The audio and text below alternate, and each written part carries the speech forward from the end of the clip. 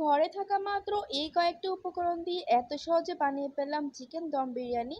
কখনো তো ভাবতেই পারিনি যে এত সুন্দর হবে আর অনেক বেশি টেস্টি হয়েছে। আপনারা কিন্তু ভিডিওটি দেখলে বুঝতে পারবেন এরকম ভাবে রান্না করলে ঘরের উপকরণ দিয়ে আপনারা রান্না করতে পারবেন চিকেন দম বিরিয়ানি রেসিপি। আজকে আমি খুবই সহজ রেসিপিতে আজকে আপনাদের মাঝে শেয়ার করছি রেসিপিটি। চলুন শুরু করা যাক। প্রথমে আমি একটি পাতিলের মধ্যে দিয়ে দিচ্ছি সয়াবিন তেল। তো এখানে পর্যাপ্ত পরিমাণে সয়াবিন তেল দিয়ে দিচ্ছি। এর পর্যায়ে আমরা এখানে অনেকগুলো পেঁয়াজকে একদম চিকন চিকন করে এখানে পেঁয়াজ বেরেস্তা করে নিচ্ছি। দেখতে পাচ্ছেন আমার পেঁয়াজ বেরেস্তা হয়ে গেছে অলরেডি। এখন আমি এগুলাকে এক সাইড করে রেখে দিব। অবশ্যই কিন্তু বিরিয়ানি রান্না করার আগে পেঁয়াজ বেরেস্তা করে নিতে হবে এবং সেই তেলে আমরা মাংসটাকে রান্না করব। দেন আমরা সেই একই তেলের মধ্যে 1 টেবিল চামচের মতো ঘি ইউজ করেছি। তারপর আমি এখানে 5টার মতো ছোট ছোট আলুকে খুব ভালো মতো একটু লাল লাল করে ভেজে নিয়েছি। সে তেলে দিয়ে দিলাম কিছু গোটা গরম মশলা, তেজপাতা, এলাচ, দারচিনি।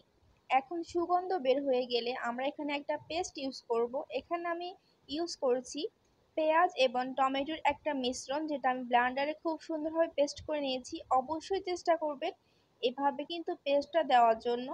তারপর আমরা এখানে আদা এবং রসুনের পেস্ট দিয়েছি। তো কিছুক্ষণ ভাজার পর আমি এখানে লাল মরিচের গুঁড়া, জিরার গুঁড়া, গরম মশলা, ধনিয়ার গুঁড়া, তারপরে আমি এখানে খুব সুন্দরভাবে সব কিছু মশলা দিয়ে খুব ভালো মতো একটু নাড়াচাড়া করে কষিয়ে নিব। তো আমি এখন এখানে স্বাদ মতো লবণও দিয়ে দিয়েছি। এরপর যে আমরা এখানে অ্যাড করব বিরিয়ানির মশলা। এখানে আমি রাঁধুনির বিরিয়ানির মশলা অ্যাড করেছি। এখানে 3 থেকে 4 টেবিল চামচের মতো বিরিয়ানি মশলা হবে। তো এই তো এখন কিন্তু মশলা কষানোর পালা। খুব ভালো মতো মশলাটাকে কষানো হয়ে গেলে এখানে আমি ধুয়ে রাখা চিকেনগুলো অ্যাড করে দিলাম। এখন খুব সুন্দরভাবে নেড়ে চেড়ে মাংসের সাথে মিশিয়ে নিব গ্রেভিগুলা। তারপর আমরা এর পরে দিয়ে দিব আলুগুলো। আলুগুলো সাথে সাথে দেওয়ার কারণ হচ্ছে আলুগুলো এখন দিলে কিন্তু খুব ভালো মতো নরম হয়ে যাবে। তাই চিকেনের সাথে চেষ্টা করবেন আলুগুলো দিয়ে দেওয়ার জন্য। তারপর যেহেতু এখানে হলুদের গুঁড়া অ্যাড করিনি, তারপর খুবই সামান্য পরিমাণ আমি হলুদের গুঁড়াটা অ্যাড করেছি। তারপর আমরা যে আগে যে পেঁয়াজ বেরেস্তা করে রেখেছিলাম ওইখান থেকে এক মুঠের মতো পেঁয়াজ বেরেস্তা অ্যাড করে দিলাম। এতে করে কিন্তু বিরিয়ানির স্বাদ এবং কালার অনেক বেশি সুন্দর আসবে। এ পর্যায়ে বেশি না, এখানে 1 কাপের কম আমি পানি ইউজ করেছি। দেখতে পাচ্ছেন মাংসটা আমার রান্না হয়ে গেছে অলরেডি। তারপর মাংস থেকে আমি কিছুটা তেল এবং মশলা উঠিয়ে নিয়েছি, সেটা আমরা পরবর্তীতে ইউজ করব। তারপর আমি একটা হাঁড়িতে পানি বসিয়ে দিয়েছি। এখানে বিরিয়ানির রাইসটা এখানে প্রস্তুত করব। সেজন্য এখানে জিরা দিয়েছি, তারপরে কিছু গরম মশলা দিয়েছি, তারপরে দিয়েছি লেবুর রস। লেবুর রস দিলে কিন্তু রাইসটা অনেক ঝরঝরা হয়, অনেক সুন্দর সাদা হয় ভাতটা। তারপর এখানে দিয়েছি সয়াবিন তেল, ভিনেগার, তারপরে দিচ্ছি এখানে কেওড়ার জল, যেন একটা শাহি ফ্লেভার আসে। তো এই পর্যায়ে আমি এখানে অ্যাড করছি পোলাও চাউল। আপনারা চাইলে এখানে বাসমতি চালটা ইউজ করতে পারেন। তো এখন আমরা 80% মতো চালটাকে খুব সুন্দরভাবে ফুটিয়ে নেব। তো দেখতে পাচ্ছেন আমার চালটা কিন্তু খুব সুন্দরভাবে হয়ে আসছে। এখন আমি নামিয়ে নিচ্ছি। তারপর লাগছে এখানে তরল দুধ। আমি এখানে গরম পানি দিয়ে তরল দুধটা তৈরি করে নিয়েছি। তারপর এখানে অ্যাড করেছি 2 টেবিল চামচের মতো ঘি, একটু টেস্টিং সল্ট, একটু দিয়ে দিচ্ছি এখানে কেওড়ার জল। তো এগুলা দিলে কিন্তু বিরিয়ানির স্বাদ অনেক বেশি ভালো আসে, একদম হোটেলের মতো স্বাদ আসে, শাহি একটা ফ্লেভার আসে। তারপর দিয়ে তো চিকেনটা হয়ে গেলে আমি চিকেন থেকে অর্ধেকগুলো চিকেন আমি আগে থেকে উঠিয়ে নিচ্ছি।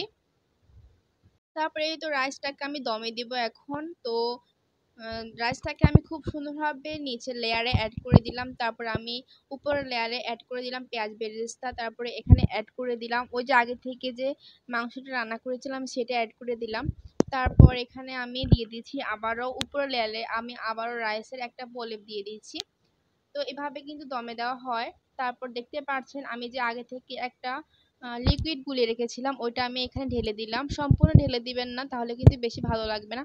এখানে আমার বেশি হয়ে গেছে বিধায় আমি অল্প করে দিলাম। তারপর যে আগে থেকে যে তেল এবং ঝোলের মিশ্রণটা রেখেছিলাম ওইটাও অ্যাড করে দিলাম, উপর দিয়ে পেঁয়াজ বেরেস্তা দিয়ে দিলাম। তো এই তো আমি এখন ঢাকনা দিয়ে খুব সুন্দরভাবে দমে রেখেছি।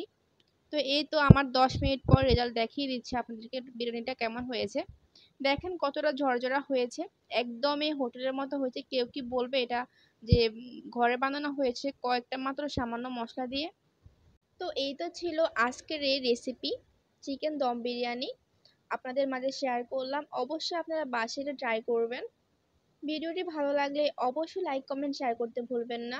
ভিডিও ভালো লাগলে পেজ ফলো করবেন এবং যারা ইউটিউব থেকে দেখছেন চ্যানেলটি সাবস্ক্রাইব করবেন।